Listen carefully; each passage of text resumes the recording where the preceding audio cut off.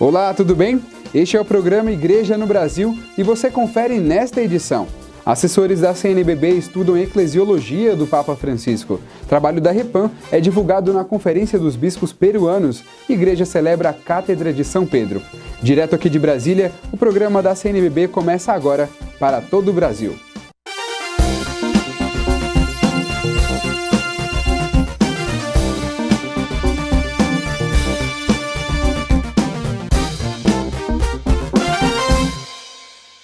Olá, seja muito bem-vindo. É uma satisfação te receber no programa Igreja no Brasil. Chegando aos 4 anos de pontificado, o Papa Francisco já é um nome marcante na história. Sua atuação à frente da Igreja motivou um estudo que foi apresentado aos assessores da CNBB. Os detalhes na reportagem de Larissa Carvalho.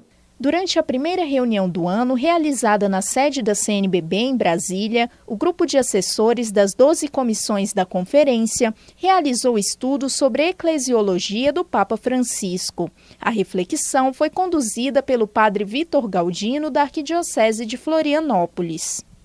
O objetivo era apresentar qual é a visão que o Papa Francisco tem da Igreja, o que é que ele entende por Igreja.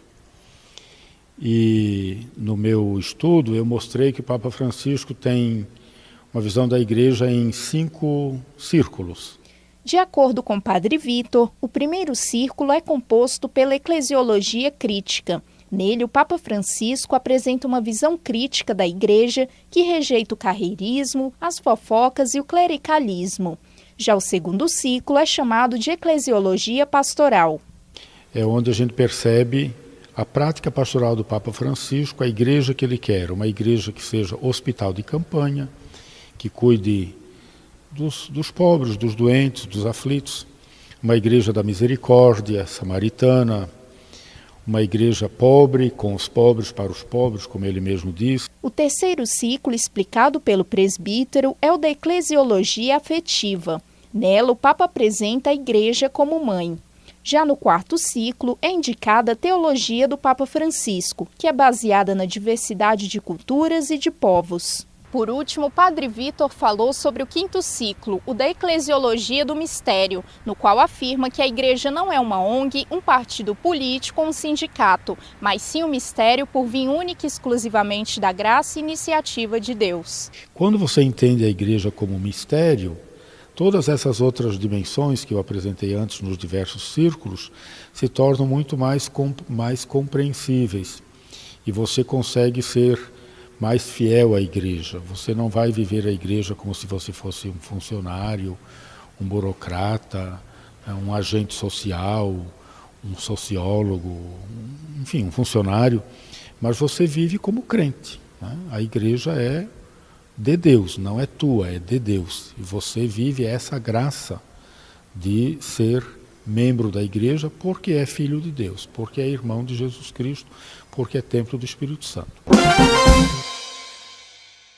No próximo dia 22 de fevereiro, a Igreja celebra a Cátedra de São Pedro. A palavra cátedra significa o símbolo da autoridade e do magistério do bispo. É daí que se origina a palavra catedral, igreja-mãe da diocese. A Cátedra de São Pedro, portanto, marca o serviço petrino para toda a igreja. São Pedro recebeu a incumbência de se tornar a pedra sobre a qual seria edificada a Igreja de Cristo. Ele assumiu seu lugar de líder, atendendo à vontade explícita de Jesus, que lhe assinalou a tarefa de apacentar o povo de Deus, guiar a igreja. O Papa Francisco é o sucessor de Pedro e detém essa missão de condução e pastoreio. O programa da CNBB volta em instantes.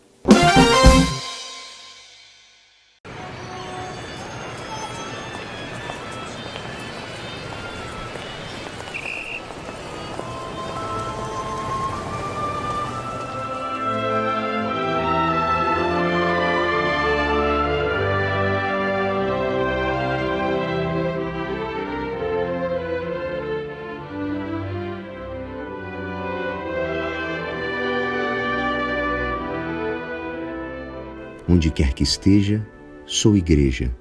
RCR, fortalecendo a igreja em sintonia com você.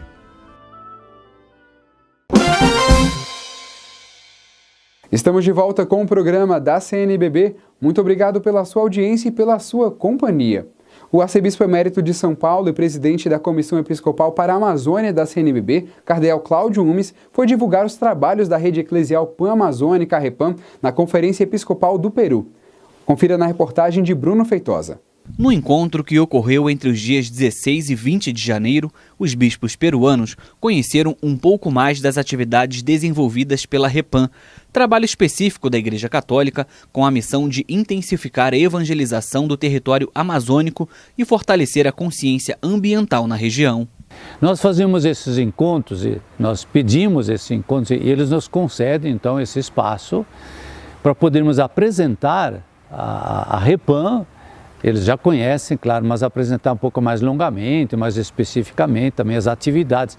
E o que a REPAM espera da parte da conferência local em relação aos bispos da sua região amazônica, para que dê maior apoio, para que participe mais também de todo esse trabalho da REPAM na sua região amazônica. Os bispos nos acolheram muito bem, fizeram muitas perguntas, fizemos muitos esclarecimentos, enfim, e depois nos reunimos com os bispos também da área amazônica do Peru, que então mais especificamente nós fomos entrando. Para o cardeal, os desafios amazônicos dos países vizinhos esbarram na falta de missionários. Que vem, em primeiro lugar, da própria atuação da igreja ali, com muita falta de missionários e missionárias, também recursos, normalmente são igrejas muito pobres, também essas das regiões amazônicas, e depois toda a grande questão da inculturação, como inculturar o evangelho, a fé, a igreja, a cultura dos povos originários, locais, e enfim, toda a questão também climática, socioambiental, que vem a partir, nos interpelando a partir da Laudato Si. São todos grandes temas hoje.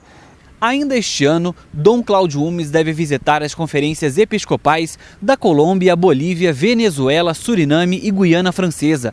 Todos esses países, além do Equador, Peru e Brasil, fazem parte da REPAM, que congrega 56 circunscrições eclesiásticas em 9 países da América do Sul, diretamente relacionados à Amazônia.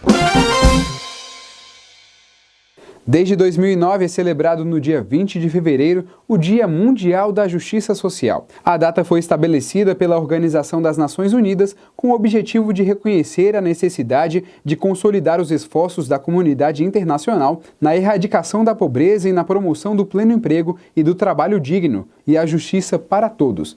O bispo de Ipameri, no Goiás, e presidente da Comissão Episcopal Pastoral para o Serviço da Caridade, da Justiça e da Paz da CNBB, Dom Guilherme Verlang, destaca algumas iniciativas da Igreja relacionadas à busca pela justiça social.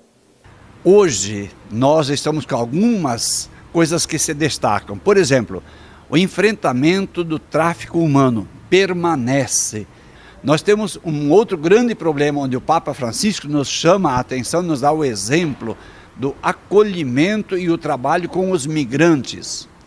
Muitos estão fugindo, como no Brasil fugiam da seca do Nordeste, hoje fogem das guerras, fogem das violências. E nós como cristãos precisamos manter isso. Continuamos um grande problema da limpeza de rua, com os moradores de rua. Então tenta-se esconder a miséria e a pobreza do Brasil. Nós temos um grandíssimo problema, especialmente nesse ano 2017, a questão do encarceramento. A questão carcerária por parte da igreja deve ter uma atenção muito especial e eu sei que muitas paróquias e muitas dioceses não estão abraçando essa questão da pastoral carcerária.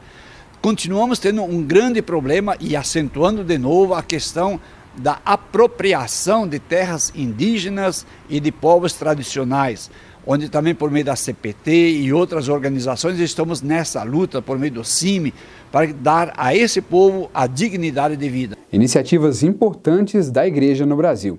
A você que nos acompanhou até aqui, muito obrigado pela sua audiência, pela sua companhia. Nos encontramos na próxima semana. Um forte abraço.